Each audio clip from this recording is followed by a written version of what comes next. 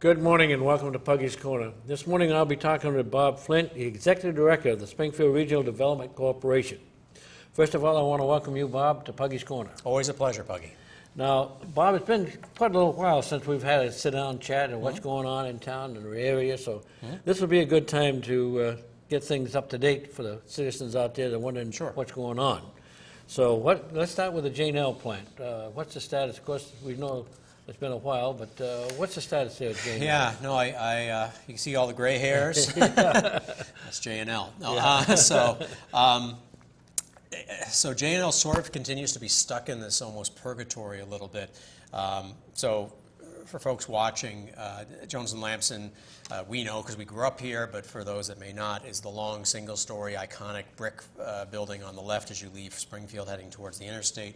It was the first of the three big shops to close in roughly 1986, and that brick building, for all intents and purposes, has been empty since that time. We have owned the building for several years, and it is probably the most complicated brownfield site in the state of Vermont. Brownfield means contaminated property, not to the level of Superfund, but contaminated property. The shops back in the day were not as careful as businesses have to be nowadays with oils and chemicals and things like that. So J&L is a particularly toxic stew of a variety of different chemicals. Throw into that some of the contaminants on the site include coal tar, which is apparently going under Clinton Street from what used to be a manufactured gas plant a long, long time ago on the site of what's now a gas station. So it's going about 10 to 12 feet underground. It's apparently being held in place by an underground natural berm about halfway in the building. So it appears, notice the careful language, that it's not going to the river. So the state of Vermont has an enforcement action against Bradford Oil, who owns that gas station now. They sued a variety of other folks, including us in the town of Springfield. This has been going on for several years. The case was in state environmental court in Barre for a week this past June. And as we sit here today, taping this show the last day of September, we're waiting on the judge in that case, Judge Walsh, to issue a ruling. We're expecting that sometime this fall. So the practical matter is that initially there was thoughts about digging up Clinton Street and building a moat to surround this, and that would have been millions of dollars, right? So I think now everybody involved, including the Bradford folks and the state, agree that it's more a matter of monitoring this and keeping track of it. So how many monitoring wells do you have? How frequently are those sampled? And those two questions will drive what's the cost, which is the end of the day. So what does that have to do with us and J&L? What it has to do with us is that I can't touch the building until that's resolved.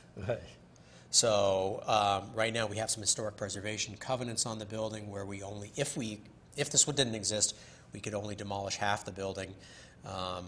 We're going to look at revisiting that at some point. The building is in horrific shape. You drive by and you think, that's not that bad. I would not let you go in there right now. It's not safe. The building is collapsing into itself. If you were to go around the back, you would see that. Unfortunately, it's tragic. It just breaks my heart. So all this has been playing out. We've been working on dealing with cleaning up the material between the building and the Black River. You and I both know there's a path that goes behind there, and that's also where there used to be a train that came in many years ago, and there used to be a brick structure called a chip shed. There was a lot of contamination around that chip shed area. The chip shed's no longer there. We've removed it. We've dug that all out. That's all gone. So now we're dealing with contamination along the riverbank, or not far from the riverbank, where the former grinding swarf. It was thought that there were 11 yards of material there. So far we're at 120 yards and counting. And now we're running into the question of what's the level of contamination versus the health of the riverbank without screwing that up, and trying to work with the state and EPA and all that to try and get some sense of that. Since we saw each other yesterday a little bit to get ready for this interview. Since that time, we got some word from River Management yesterday afternoon on what they're looking for. So before cold weather comes, we're going to be doing additional work behind there. So when next spring comes, we're able to resume the remediation work on that. Good.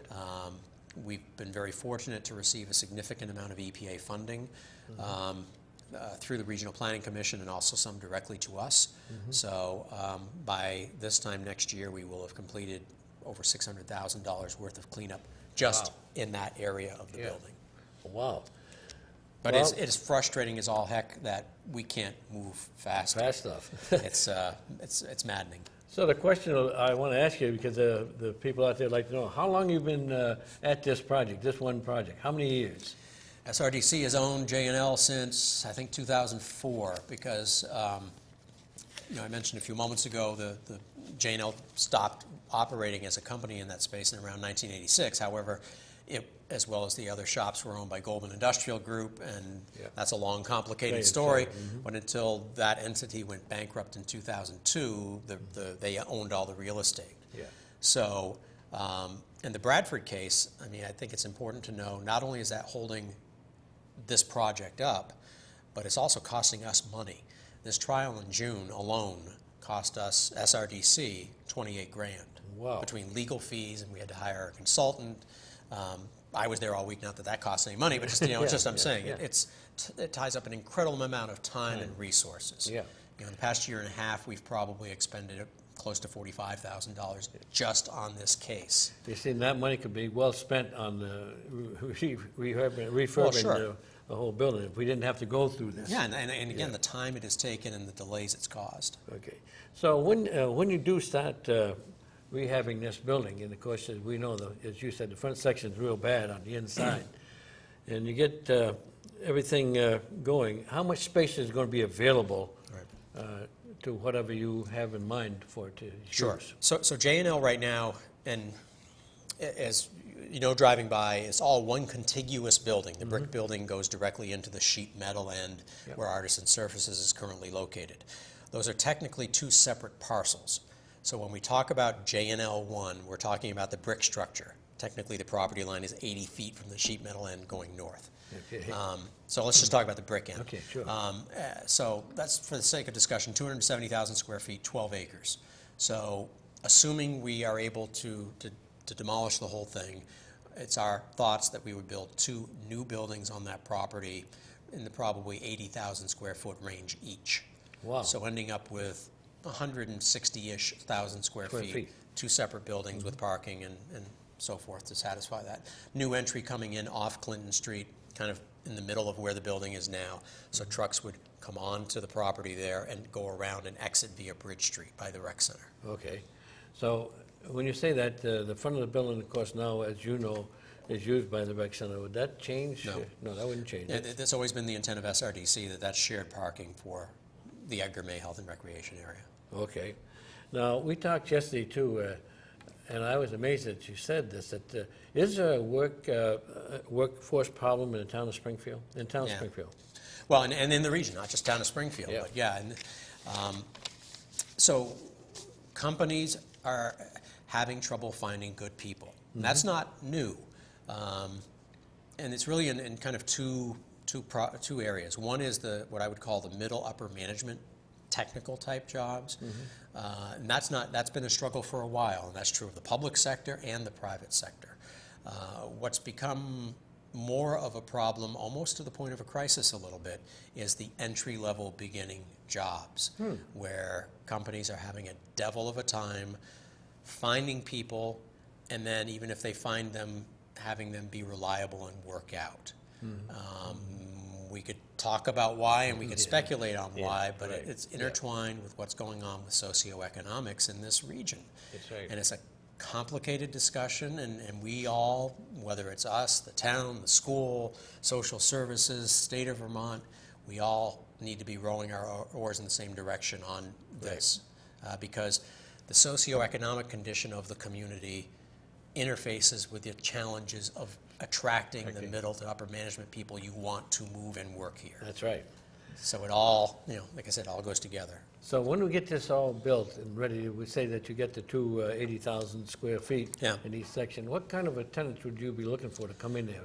Right. So I think it's our intent to have value-added jobs that are light industrial, commercial in nature. it sort of is a paradox of people think buildings are empty because nobody wants to come to Springfield, and that is not the case.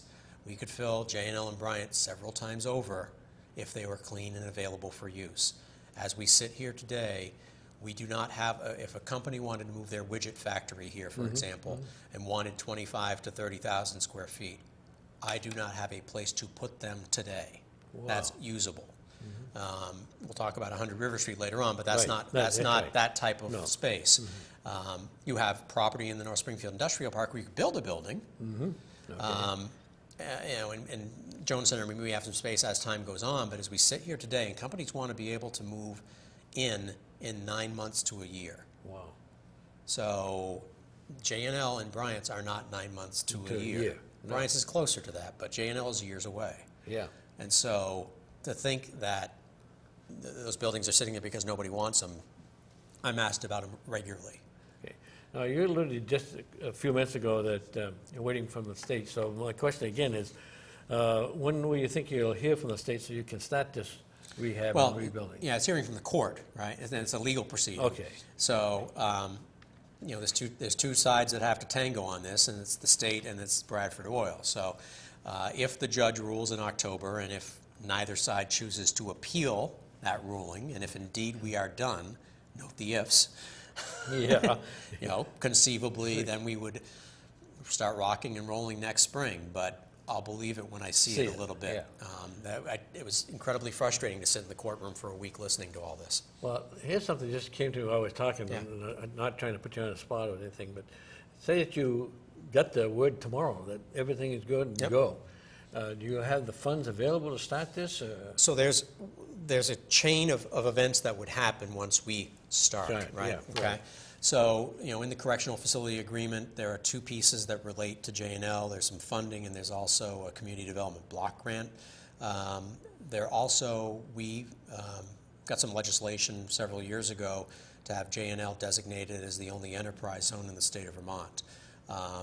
That hasn't officially happened yet because the clock starts ticking when it officially happens, and I haven't wanted to start that clock ticking yet. Okay. So we'll be going to the select board and asking them to formally start that clock ticking. When you get the okay. Yeah, exactly. Yeah. So a series of things will happen in a hurry, leading, and obviously permitting. We have to get an Act 250 permit.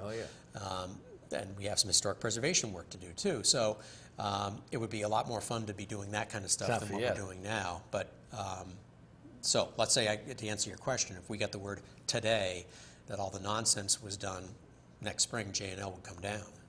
Beautiful, beautiful. But, you know. Now, when you start this rehab and everything, will you get what they call the market tax credit? Yeah, so you're asking about new market tax credits. So new market tax credits is a federal designation, and basically half of Springfield is now eligible for these. We never were before. It's a really powerful economic development tool. If you hear about the things going on in Brattleboro with the Brooks House redevelopment, that's a new market tax credit project. Basically, it needs to be a project of some significance, at least a few $1 million, needs to have job creation tied to it, and it's not for the faint of heart to go through. However, if you were to go from the interstate to the North Springfield border, the left side of the street in that direction is that census tract that's eligible for new market tax credit. So everything that's in that area conceptually is able to access new market tax credits. Could mean as much as 30% to a project at the end of the day. So J&L is on the wrong side of the street. However, the second that designation happened, which at this point is probably 2 years ago now, we've been working with our congressional delegation and specifically Senator Leahy's office. I had them in town last Friday, actually, and this was one of the things we're talking to them about is nudging the line a little bit on Clinton Street so J&L can be folded in. I think that could happen. And certainly if we get to Bryant's, that'll be part of that too. So that's a very powerful arrow to have in the quiver for Springfield. And we're the only town in this region that has that. The only town? Yes. Wow. Brattleboro has it, but I'm saying otherwise it's us, and then you got to go a ways. Yeah, go a ways. Okay. All right. I think we've covered J&L pretty much, Bob, but let's move across the street and down a little bit to the Bryant building. Right. So The former Bryant Grinder building, again for context, that ran as a shop until about 2000, when its operations were consolidated into North Springfield Fellows. Following the bankruptcy of Goldman, it ended up in out-of-state ownership, and then they in turn sold it to another out-of-state owner, and we purchased it from the estate of the last out-of-state owner. Unlike J&L, there was never any environmental assessment work done on the property, so we've started from scratch. I mean, it's obvious that would have contamination on it because it used to be a machine tool shop. So, and we had a sense of a few things that were on the property, but we never really knew until we've gone through this process. So there have been two, the terminology is phase 2 assessments that have been done on the site, including one this spring, summer. We believe, knock on, this is wood, but close enough, that the contamination is not nearly as extensive as it is in J&L, both in terms of magnitude and the complexity. It is polluted, and there appear to be 2 plumes, chlorinated solvent related, that are crossing Clinton Street from J&L, going between the Artisan Surfaces building and the Jones Center building. Not into the buildings, but into that kind of dirt area in between by the guardhouse. Yeah. So that complicates life greatly on that front, and we'll be working on how do we deal with that. In the meantime, the good news is that, as you and I both know, all these machine tool buildings were built in chunks over time as they needed to expand. So the 2 ends of that building, the end towards the police station and the end towards the interstate, were the newest additions.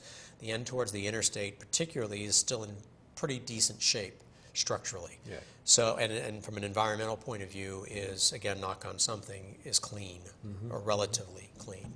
So we are, in fact, we're meeting with engineers this Thursday and already starting the process of securing funding to start to redevelop that south end of the building, looking at about 30,000 to 35,000 square feet. We are talking to 2 prospects about Bryant's now. Remember I said a moment ago about timing, so it's early in the game.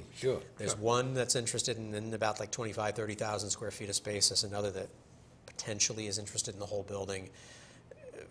We'll see. And it's early in the dance. But we would hope to be in a position to get some electricity into that building and start to make some cosmetic improvements, and to be honest, start to get some heat in there sometime over the winter before next spring. So my question is to you, Bob, on that particular building, is there any grants available or monies available from either the state or the feds to help you to rehab that building? So the feds are already involved through the new market tax credits we spoke about, and also all the brownfield money originates with EPA, so that's federal in nature. The state is a strong supporter of everything we're doing and partnering with us. And VETA, which is the Vermont Economic Development Authority, or the de facto state bank, they will be the likely source of initial funding for this project. Okay. Now, we all know when the building was vacated, gone, that a lot of the copper piping and all that stuff was kind of missing. So, yeah, by the time we ended up with ownership of Bryant's, the infrastructure of the building had been systematically stripped.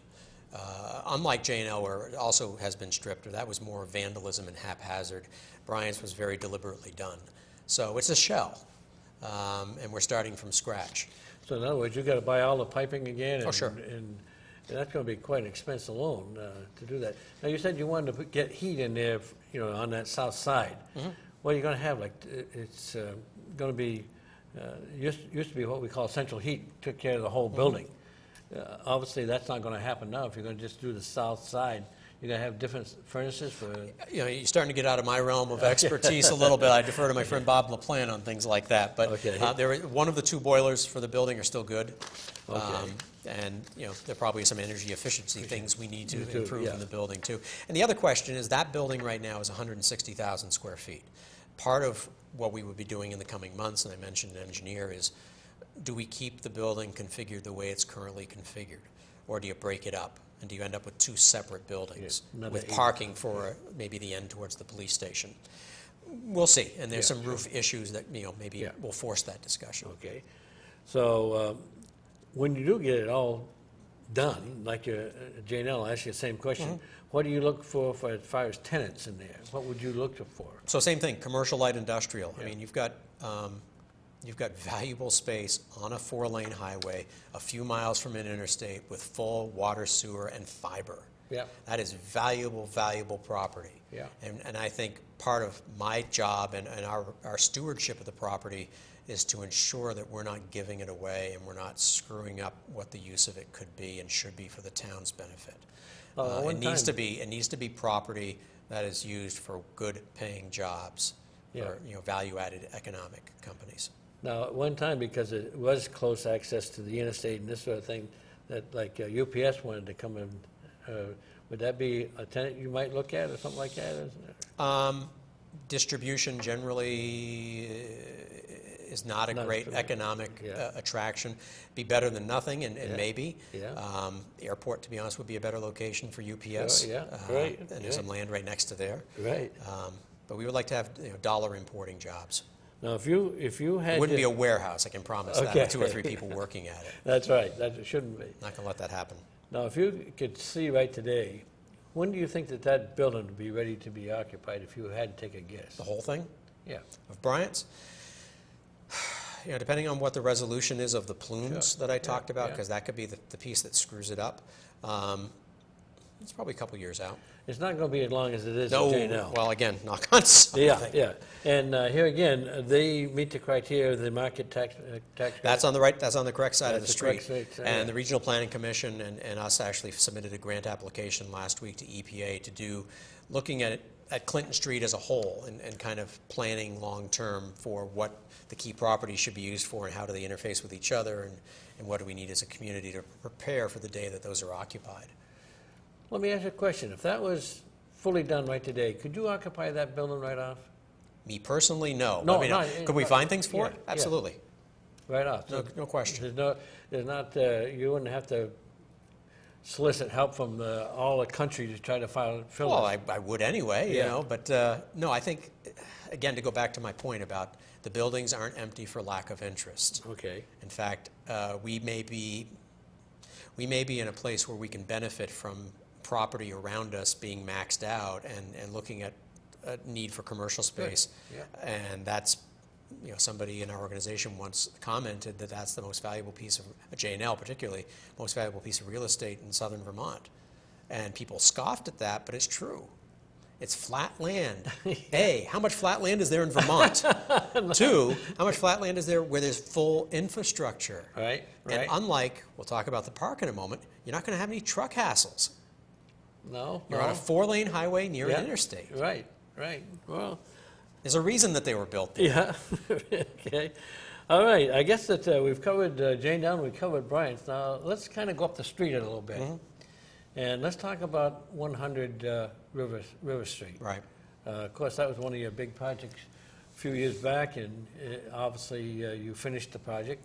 The 2 big investors, are they still interested in Springfield and in that particular building? Right. So it's actually 3. You've met 2 of the 3. Yeah, 2 I met the 3. One of them has a brother that's Yeah. involved. So, I think so. There's been some significant speed bumps on it. I think they have been frustrated with the speed bumps. Speed bumps were of their own making in some ways. Yeah. But yes, I'm still in touch with them probably every other day on this or that.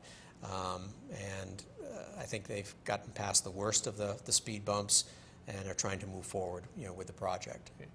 Now, they talked about when they were on my show about having assisted living in that building. Is that still a thing that might happen in that building? Or I think that's something they are very anxious to try and have happen, and they are keenly interested in trying to partner with an operator for such a facility. I think they would ideally like something in the 30,000 foot range, probably 40 to 50 units, and I think they've already started the process of trying to line up some financing to potentially do that. The operator's been the bugaboo. Okay. So if they get going here, can they receive this new market tax So again, and you're sensing a theme here probably. Yeah, right. New market tax credits are a huge resource for this town. So That's if they were to do an assisted living project, yes, that would probably allow them to access new market tax credits, We have already facilitated one meeting between them and the entity in Vermont that deals with new market tax credits. So yes, it's certainly on their radar. Okay. So when I had them on the show, and I've talked to you about this too, they said that they're going to put in a restaurant in there, a sit-down restaurant. Right. Now, is that still a possibility that's going to happen? Yeah, absolutely. We got a couple different prospects we're working specifically with that now on. We actually showed the space to somebody just last week, for that very thing. So that's been, I think, tougher than they expected to bring across the finish line. And but it's something I think we're all trying to work to make happen, because we all realize it would be a good thing for the community. The question always is, would the community support it? You're right. And we obviously say we believe they would, but that's been a challenge. Right. And where would that be located, Bob, in the building? Sure. So that would be as you drive past the building and kind of the corner space by the falls, Right by the falls. Potentially using that what I would call deck, Yep. kind of between that and the little hydro plant. I think that's great. I'd like to see it happen right off. And, you never know. Like I said, we're talking to folks now, and maybe it's something that we can, help make happen. okay. Let's talk about inside that building, what we call the Great Hall. Yep. All this time, a lot of people thought, that these investors were ones that were running it and making sure everything's done. But is that a fact or not a fact? Well, the developer certainly built it, and John Meekin, who's one of the developers, gets the credit for the concept of the Great Hall. Because I'll never forget the day I was walking. This is back before the work had happened, when we were trying to talk these guys into doing this, and the building used to be bigger than it is now. And what's now the Great Hall used to be this grungy hallway. There was a smoking break room at the end of it. Ted's workshop was over on the side, and it went out to a little loading dock off by Pearl Street. And I remember John said, he goes, this could be bright, gorgeous public space. And a couple of us looked at each other and said, yeah, we'll play along. Yeah, right. And he was right. Yeah. It's a stunning space, and really has been maybe the most visible part of that building outside of Springfield. Right. I don't know if people appreciate how much attention that's gotten outside of Springfield. But the reason it has is because of Nina Jameson. Nina is the kind of driving force, because she had the vision for this public space being a large art gallery. So, and bless Nina, she's just been wonderful to work with. Her and I have really kind of, and mostly her on the art side, have kind of been organizing. This will be another show called Vibrations, like fiber art. Will be starting in early November. Be a big public reception for that. I think it's the first Friday in November. And that'll be another gorgeous show. And even that's led to a spin-off gallery going down the hallway called Art by the River. Nancy Lanou and Lynn Van Netta have taken it upon themselves. I think they're on show number 3 for their gallery, Right. a little exhibit that plays off painting that was done up by Dick Moore's farm, Right. which is really neat. And then within the Great Hall itself, Don Whitney, Henry Swazinski, and those folks that worked at Fellows way back when. Speaking of which, there's one of the 100 River Street developers calling me. I'll put that down here. Have a place where they're bringing the artifacts from Fellows in the shops, and they're acting as docents for the space, and they're able to talk to folks about what happened in Fellows and the other shops back in the day. It's wonderful. So to your question, Nina and I ostensibly kind of oversee the Great Hall. SRDC's been kind of covering the costs of it and have been underwriting it, because it's a really wonderful thing for the community. What are some of the things that have happened? Was there any kind of shows or any kind of bands or anything that had come in there? A little bit. I mean, I think it's been tough to use the space commercially, because there's still some work that has needed to be done. Bathrooms, for example, has been a kind of a practical obstacle. That's been taken care of. So we now need to get some air conditioning in there at some point, because that space gets stuffy, particularly in warmer weather. But once that's done, I would personally love to see more concerts and events and things and be able to have it rented out. And at that point, probably I step away and somebody else takes over. But the Festival of Trees will be there in November, and I don't know if you went through there after they decorated last year. It was just absolutely gorgeous. The Garden Club does a wonderful, wonderful job, and we appreciate them being willing to do this in the Great Hall. It's just made the space look even more special. So that'll be the Friday before Thanksgiving. Yeah, I'm surprised they haven't got together, because last year they were on the show, and that, I think, had a lot of people come through there. Yeah. It was a beautiful thing. I liked that. Of course, I would go in there 2 or 3 times. So. No, and the building overall, it's It's a great thing for the town. The health center is obviously an integral part of the community, Springfield Health Center, and it's nice to see people utilizing the facility again. So when do you think that it'll be what we call 100% fully used? I mean, everything is in there. That's a ways out, but it depends. I mean, I think we have 4 or 5 prospects we're working with on different things. If they were all to come through, I would probably get the occupancy over half anyway. I think the developers are holding out for a higher price point on some key spaces, as they should. Mm-hmm. So depends how fast the market's able to react to the availability of that and being able to make the match. Okay. So is there anything else that needs to be done at that 100 River Street? You talked to me yesterday a little bit about a parking lot or something? Well, the parking garage, I mean, so the 2 monitor structures were kept for historic preservation purposes and converted into indoor parking garages. So here's that B word again, brownfields. Part of how the developers even got into some trouble on the project was that the cost of cleaning up that site were more than had been anticipated. So, and the nastiest of the contamination is actually in the parking lot on the end of the Great Hall between that and the yellow building. There used to be a building there. Underneath that building was 3 feet of concrete. Under that 3 feet of concrete was conduit that was greased to run wires. The grease that was used in those conduits was incredibly toxic. So all of that, the concrete, everything had to be taken out and sent to Buffalo at great cost. Mm-hmm. So back to your question about the parking garage, the remedy for that was epoxy paint, because the level of contamination was fairly low in that area. Great idea, and it'd be great if you were in Florida. Not great in New England winters, and not great with winters with studded tires. Right. So that didn't work, so they're going to have to pave the whole thing. That will be happening in the near future, and the garage will be reopened in time for winter. Yeah, because it's been closed quite a while. I know. People wonder, when we're going to be able to But that's park. why, and so there's a lot of moving parts on that, but I'm confident it will be resolved. Anything else you'd like to say about 100 River Street before we move on? Well, no, I'd say, and we sort of, just to go back to J&L and Bryant's a little bit, is that when we get to those, our experience at 100 River Street was in many ways a dress rehearsal, because it's a lot of the same puzzle pieces you're trying to put together. Yeah. From brownfields to community development block grants to other things. It's a complicated project. Yeah. And having the experience of having gone through that, we hopefully can learn from that and do it better on the other 2. Yeah, because obviously you've learned from the good and the bad things. Absolutely. And of course now you can move on and not worry about some Right. of the things. Okay. So let's leave River Street for a while. Let's go up north. And first off, let's talk about VTEL. Okay. Are they still doing a lot of refurbishing of fiber optics, or what are they doing? So they're right out straight, and we're located in the building where the Oriental Palace Chinese restaurant is, and in our building, the other tenants in that building are all subcontractors for VTEL, and they've just added some more. So they're going great guns on 2 fronts. Locally, and I say locally including Chester and Saxons River in that area, the VTEL service territory, continuing the work of running fiber to every building.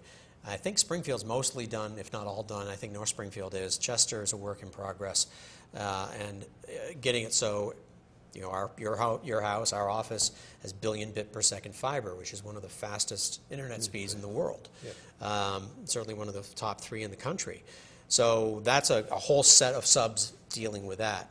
Then on the state perspective, they're busy putting up towers for wireless internet.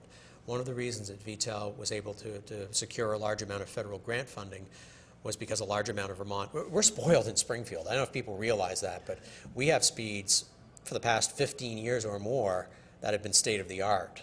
Right. Whereas there's some people in places within Vermont that are still using dial-up or very, very slow DSL that we had, it's 10 to 15 years ago. So you got to appreciate what you got with VTEL. Yeah.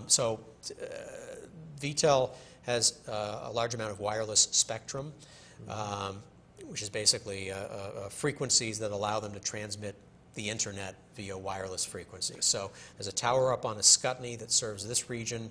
There are several others around Vermont, and they're doing those as quickly as they can get permitted and build them. So that will achieve the governor's goal of universal broadband around Vermont. Yeah, now they received, if I recall, about 119 something like that. Yeah, $1 million for doing the whole state of Vermont. So obviously the VTEL must be working throughout the state right now. Oh, absolutely.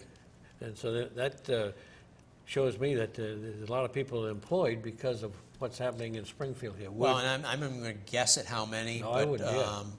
And they themselves have openings they're filling because they're becoming a bigger company and they're doing a lot more things. So they themselves have openings and have gotten bigger, but the impact and all the subs that are working just in Springfield alone, my goodness, it's been a real driver. Yeah. Well, let's go up the road a little further, Bob. Sure. We'll come to what they call the industrial park in North Springfield. Now, when you were on my show the last time, you said that there's going to be a nice big sign there, and that you're going to have a time capsule, and it's going to be buried there, and I haven't found the sign yet. Well, you could find the base of the sign, and the time capsule is buried. So there's a beautiful, large piece of Vermont granite that's engraved with the logos of, I think, 42 area companies. Looks lovely. And Carl Swanson, thank you very much for all of your help. He's been a friend of ours, and Sure. he was a real hero in helping to make that happen. So that went into place in July. And then on top of that are 2 timber frames from Vermont Timber Works that they donated to this. But there's no sign. The fly in the ointment on that was that G3K Displays, which used to be known as Kiosco, went out of business abruptly this summer. Yes. They were donating the sign. So we're scrambling now to get it taken care of. I was at a meeting before I came to do this today, and we're hopeful that that will be completed soon and up. Okay, so in other words... So that's the directional sign saying what businesses are in the park, and for the trucks and traffic that come in, knowing which ones are on Precision Drive and which ones are on Fairbanks Road. Yeah. So that should be done by next year. Oh, goodness, it'll be done before winter. Oh, great, great. Let's talk about some of the industry in the park itself. And I'll start on the Fairbanks Road. Now, what we used to know as Ben & Jerry's. That before that, of course, it was a fellow's gear shaper building. But what's in there now, and what's happening, and who owns it? And Right. So the former Ben & Jerry's or Ellsworth building is now owned and used by 2 different businesses that are different businesses but relate to each other. Black River Produce moved their meat and seafood operations to about half of that building. So that part of the building is called Black River Meats. And people may not realize, but the Black River Produce has been expanding beyond produce for many years. And the old Idle Knot building, they're kind of growing out of that in terms of having space to do seafood and doing additional meat distribution. So that's moved up to Ben & Jerry's.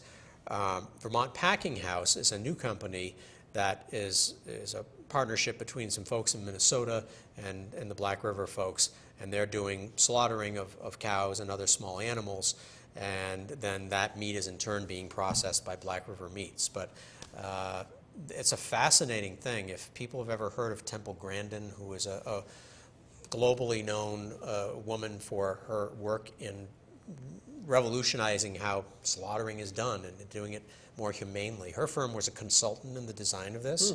So if you ever get up to see it, it's not the slaughterhouses we knew around here in the youth. And it's very, very clever.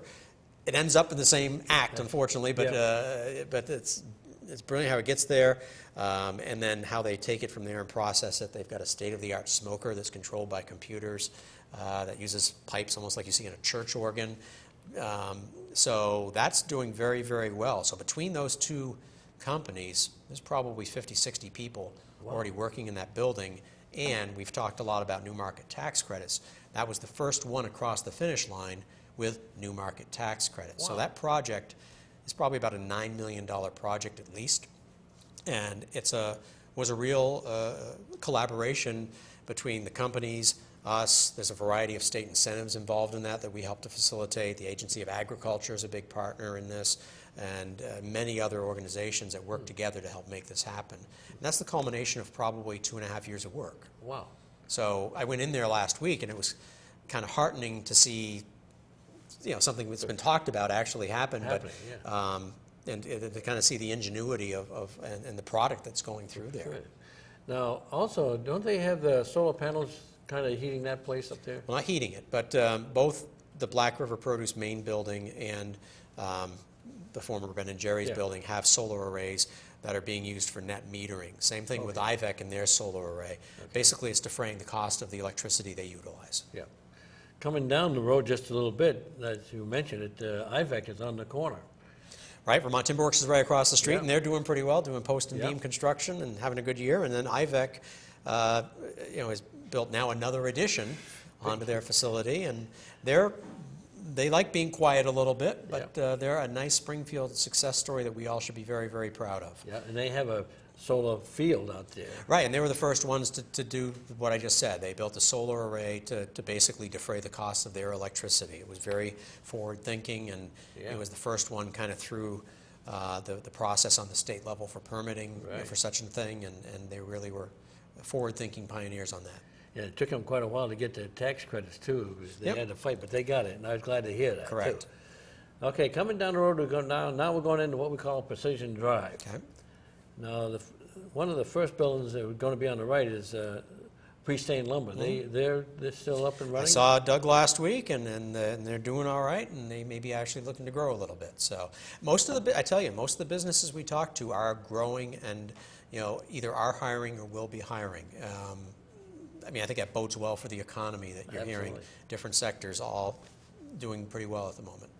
And then across the road is what is known now. It used to be, before was Pennell and his crew was in the woodworking, but now it's a Lucas. Yeah, Lucas Industries is there, and just before that, we talked about solar. Steve Kraft owns property before that, and there's a solar array that's up on that property too. I think there are, if you count the proposed Winstanley project, and I believe there's one proposed at the intersection of 106 and 10, and there's also one proposed for the roof of the Artisan Surfaces building.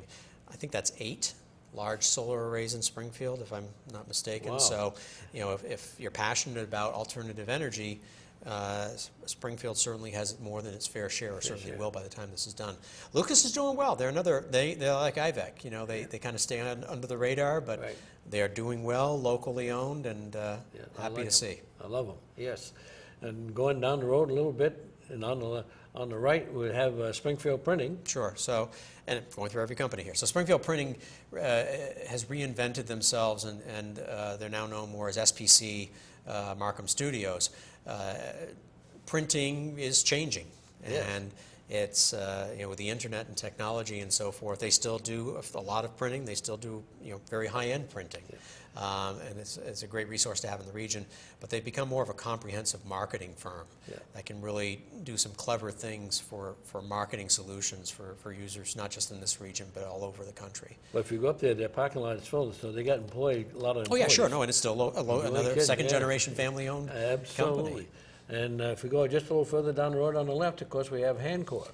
Right, so Hancock is now ADS Hancock. They were purchased by another Ohio firm similar to Hancock that does the large drainage pipes. And they've had a good year, not as good as it was during the stimulus money with all the road construction, but they've had another solid year and a significant number of people working there. But if you look on the road, especially if you're, like when I'm at the Riverside Restaurant, look out the window, you see trucks going by all the time, going up and loading, coming back down the Well, that and Jeld-Wen, and so, I mean, in the park, there are probably over 500 people that work in that park between all the different companies, and Jeld-Wen and Acrylic Design are the other two we haven't mentioned yet. That we're coming down there. It is the economic engine of the town right now. Okay. Well, coming down, of course, next on the list is the Green Mountain Power Building. Yep. And that seems to be utilized too. I was there myself last week and went through it. They're utilizing that. Oh, sure. That's the regional hub for Green Mountain Power, That's right. And I think there was probably a little bit of anxiety when Green Mountain bought CVPS, but so far they haven't missed a beat. They've been wonderful to work with, and we're in regular communication with the folks there. Dave Winslow is my point of contact here locally. Bill Austin, everybody's still there, and we are grateful to have them. And I'm going to be having Mary Powell's going to come down again, and we're going to kind of get an update of what's going on in the area. But okay, let's go down the end down to Winstanley. Sure. To me, they were the catalyst to get this whole project, this whole industrial park going. That's just my take on it. But well, no, you're right, and that's. I don't know if the town always remembers and appreciates the situation that building, the former North Springfield Fellows plant, was in. It had been vacant for 4 years. It was the last of the shops to close. 370,000 square foot white elephant, frankly. And a lot of the people who were looking at it were looking to tear it down for the scrap steel value. No one was really interested in doing anything with the building. We were fortunate enough to catch up, meet Adam Winstanley and his dad, David, and we convinced them that that was a worthwhile investment. They have put over $10 million into that building, and that building now employs well over 200 people. So, and it's a modern manufacturing facility. Largest flat roof in Vermont, by the way. It is. Is that building. Yeah. Well, I'd like to shake the hand of all of them in there, because if it hadn't been for them, you would have had nothing but a hole in the wall up there. That's about it. Well, yeah, and we joke among my colleagues about you kiss a lot of frogs to get to the prince. He's a prince. They are. And they're few and far between. Which brings me up to it. They're trying to put in a solar field out there, and I'm hoping that the town will support this. We had quite a session when they wanted to put the biomass in there, but let's get over that bridge and let them put in the field that they want. And I think that we'll benefit from it, not only having that field, but they want to give some of the energy to some of the buildings. Well, not give, but I'm saying so they want to build a 2.5 megawatt Yeah. solar array consisting of 500 megawatt projects, similar to what they've done down in Brattleboro already. Without getting into the minutia of solar power, there's something called net metering, and the laws around net metering changed in Vermont as of July 1st. So they're looking at building 2 of the 5 now and then offloading that power to somebody. Yeah. They announced yesterday that one of those will be going to Brattleboro Memorial Hospital, and I know there are other similar users stacked up that they could sell to outside of Springfield. I think they are interested in trying to have conversations with whether it's the municipality or school district or hospital or whatever, if there's a way they can benefit. So hopefully that can work out, and it's not going to be a job creation piece. No. It's not going to supply energy to the park, but it is a significant investment into Springfield, and hopefully it's a way the town gets a little more tax revenue and possibly can benefit from the power. Absolutely. And they should be able to receive the new market tax. Not for the solar. The new market tax credit wouldn't apply for the solar array. Okay. If they were to do a building project, whether it's them or anybody else in the park, would be eligible for new market tax credits. Now, let's talk about the whole industrial park in itself up there, from Right. Fairbanks Road to Industrial Precision Park. Drive. They have any problem getting help at all? Well, I in think the park now. Sure. I mean, I think, again, not just the park, not just the town, but the region, finding quality workforce is a challenge. And that's something we collectively need to kind of raise our attention on and deal with. And whether it's manufacturing companies that have older employees that are going to be hitting retirement, and how do you replace those, to companies that are actually growing and hiring. As we were going up River Street, we neglected to mention, my fault for not mentioning Precision Valley Communications. That's another hidden little jewel here in Springfield that's not so little. A significant amount of people working there that working on, we talk about broadband and fiber, they're the ones doing the mapping for all these systems around the country. So we're blessed to have a lot more employment in this town than people realize. Right. Well, it's always, you always hear on the street corners or wherever you go, the gloom and doom, that nothing here, and all our young people are leaving because they can't find a job here, and you hear this all the time. But in reality, if they just stop and think and come back, with a good education, they could get a good job right here in Springfield. That's what I'm saying. They didn't have to leave the town to find a good job. Springfield's still a job importer. So in other words, more people come to work in Springfield than leave Springfield to work elsewhere. Obviously, many, many years ago, it was a dramatic, the number of people who worked here versus left. That's now more like this, but we are still a net job importer. Yeah, okay. Now we're going to go to you and your crystal ball that you got in front of you, okay? Is Springfield on the state's radar as far as getting help in financially or whatever?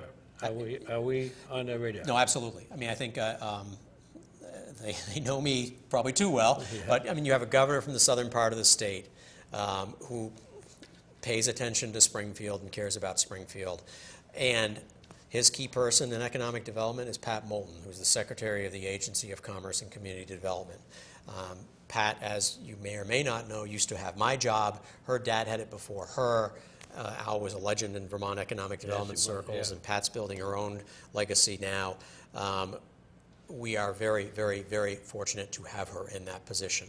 So she's working for Springfield? Absolutely. Yep. And I talk to Pat regularly. I talk to her Monday. I'm going to be talking to her this afternoon. Great. So, no, Pat's wonderful to work with, and so to answer your question, yes, we are on the state's radar. Good. Well, my next question is, what do you think is the lack of growth for Springfield? Why aren't we growing? So, I sort of think we're in the stasis because of the properties that have challenges, and J&L and Bryant's maybe are the two most visible ones. They're not the only ones, in this town, and whether it's in downtown or elsewhere, we could tick off the buildings, and everybody's talked about them all over time, and they all have stories and they all have challenges. So one thing that's been a challenge here sometimes compared to, say, other communities, Windsor's done a good job lately of getting past this type of thing, is having community consensus and goodwill and collaboration. Right. So we struggle with that sometimes in Springfield. Right. We need to have more success stories to get people to rally around those and move on to the next one. I think we're doing that, but it is, believe me, it frustrates me more than anybody else to drive down Clinton Street every day and see that nothing appears to change. Well, I think that too, the community as a whole has got to have vision, and I don't think that there's that sense right now that all the people in that, what can happen, what could happen, and. But you asked the question a few minutes ago, though, too, when I talked about filling up J&L and Bryant's, for example. I'm not sure there's a belief that that's the case. Right. And I think there's almost an inferiority complex a little bit about Springfield, and we sometimes are our own worst enemies. We have a tremendous amount of assets, and if we can get past some of the nonsense and parlay the positive assets, there's opportunities. In fact, really, from a commercial industrial grand list point of view, your industrial park and in Clinton Street are where you can grow the grand list significantly. Yes. Obviously, there's home values and stuff too, but I'm talking about larger increases. Right. That's what you got. So how do we do them, and how do we do them right? Yeah. Then on the smaller scale, looking at innovation and supporting how do we leverage VTEL's capacity. SRDC put an ad in Vermont Business Magazine. We put an ad in Images Magazine, trying to market, come to Springfield for state-of-the-art internet. How do we, the tech center, we're the high school, but the tech center right next door just got a grant to fit out what's called a maker space. That's sort of an emerging new, it's a variation on the incubator topic, where you have, whether it's woodworking equipment or now 3D printing, a place for people to come and explore and explore their ideas. How do we provide for that maybe in the food area with helping out agriculture and small food producers? You now have a major agriculture value-added business in Black River Produce / Black River Meats. That's one of the state's largest and most respected. Yeah. How do we take these puzzle pieces and maximize their collective worth? Okay. So my last question, you've kind of alluded to it, but how can we get Springfield, when I say Springfield, I'm talking citizens. Right. How can we get them on board to really help out here? It's a matter of people being engaged, being constructive, and being positive. I was at a workshop last week where somebody said attitude is everything. And they were talking about not Springfield, but another town in Vermont that has similar challenges, particularly socioeconomically and substance abuse and all of that. Rather than pointing fingers about who's to blame for what, how do we resolve and understand that there are no simple solutions, but how can we work collectively together, whether it's the town working with the school. I think us and the town have a very good relationship, and we believe we're agents of the town, and hopefully the town feels the same way. But how can we row our oars in the same direction? Same direction, yeah. Well, I think, Bob, that we've covered quite a bit here, and I'm going to ask you, is there anything that you'd like to add or say that we haven't already covered? Sure. So I got to put a couple plugs in, and I got to go look at my little cheat thing here. Yep. We're sponsoring a workshop coming up. We talked about innovation. On Tuesday, October 14th, we're co-sponsoring a free workshop. It will be here at the Dean Center from 10 to noon on how to commercialize your idea. If you're interested in that, or if you're interested in anything we've talked about here, frankly, you can call me at 885-3061. My email is bobf@springfielddevelopment.org. We're on Facebook. We're on Twitter. I'm pretty easy. Come find me and talk to me, and I'd love to chat further about this. We'll be doing another similar workshop in November. And I also should mention, I don't think you know this, we have a new addition to our staff, Heather Hartford, who you may know as the daughter of Jack Hake, Jack and Di Hake, works for us now. Great to have her on board, another local kid like me who has come back, and she's been a real dynamo for us here at SRDC. And what's her position within your... So she's a project manager. Project manager. So a lot of the stuff with Bryant's particularly, she will be kind of the point person on. Good, good. And we're doing some things in other towns we haven't really talked about. Funding for disaster recovery from Irene, we're still heavily involved in that. So she and Paul Kowalski sort of are the point people on that. Okay. Is there anything else that you'd like to add? Our annual meeting. SRDC's annual meeting is November 18th, which I believe is a Tuesday. It will be in Chester at the American Legion. Al Gobey, who is the chair of the Green Mountain Care Board, will be our featured speaker. And we talk about challenges for business, and we've focused a lot on workforce here in this program, but healthcare costs are a significant challenge. Without opining on the pros and cons of the Affordable Care Act, how Vermont has done it so far and may choose to do it with, if indeed we go down the single payer road, I think there needs to be sensitivity about how it impacts employers. Yeah. There are at least 2 employers in this region that are no longer able to provide the high level of health care for their employees at no cost to the employees that they used to be able to. Right.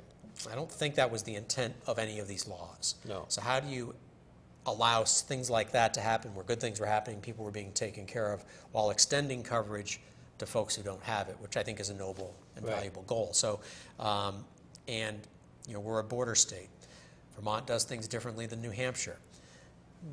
We see that in a lot of ways in healthcare. If the state goes down a certain road, how does that impact businesses? And if businesses have the opportunity to be here or somewhere else, is it to our advantage to have the healthcare cost and things be the way they are, or is it a disadvantage? I think those are all interesting subjects to talk about, and something the legislature will certainly be dealing with. And we appreciate Al Gobey coming down to talk to us about his perspective, because obviously the cost of healthcare continue to go up, up, up, up. Yep. So is this meeting open to the public? It's a membership meeting of SRDC, but if you're interested in attending, call me and we can figure something out. Again, 885-3061. Okay, so if they Free of want to charge. attend, just call you. Yeah. And then Just let us know so we have, we don't want to have 200 people show up and not have food or whatever for it. Right. Okay. Well, I want to thank you, Bob, once again for coming on and updating the citizens here of what's going on with SRDC, and also the state at large. You've covered some different things that's going on in the state as far as legislation and this sort of thing, and that's great. So I want to thank you for coming on, and I want to thank you, citizens, for watching Puggy's Corner.